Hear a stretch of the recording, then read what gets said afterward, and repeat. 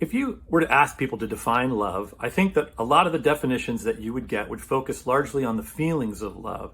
People would talk about the feeling of walking 3 feet off the ground or of hearts on fire when it comes to romantic love. Or when it comes to the love for of family and friends, hearts filled deeply and giving us feelings, deep feelings of connection and support and encouragement. And all those feelings of love really are wonderful. And that's why it's surprising that the Bible's most famous definition of love really doesn't focus much on feelings at all. In 1 Corinthians 13, verses 4 through 8, the Apostle Paul writes this: "Love is patient, love is kind.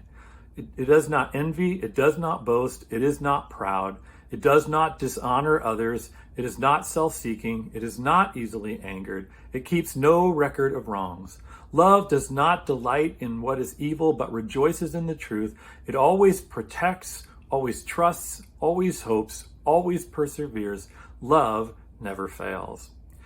The definition that Paul gives here focuses in large part on what I call the work of love, all the things that we need to do to help our love grow strong and to last.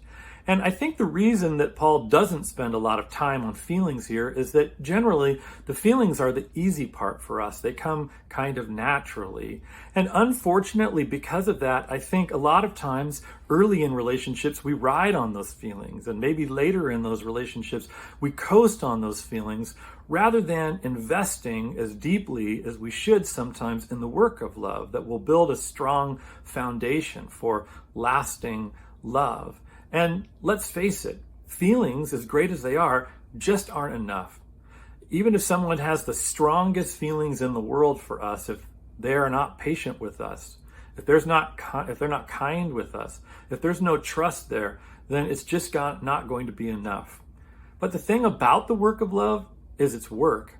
These are things that don't come as naturally to us. They take time and energy and commitment. But if we invest in these things, it really, truly is worth it. Now, I also believe that the work of love is related to the feelings of love in a very important way.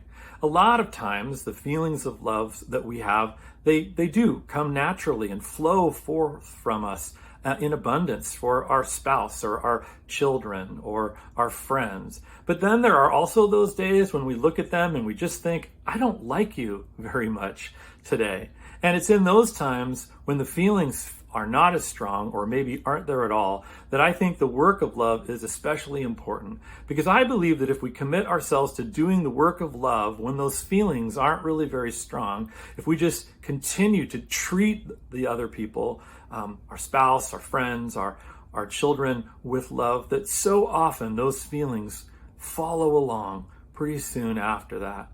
So that work of love really can, in a way, prime the pump of feelings when they fade. So the feelings of love really are wonderful, and we should enjoy them to the absolute fullest. But let's also be people who are committed to the work of love and to doing all the things that make a strong foundation for love that grows and lasts.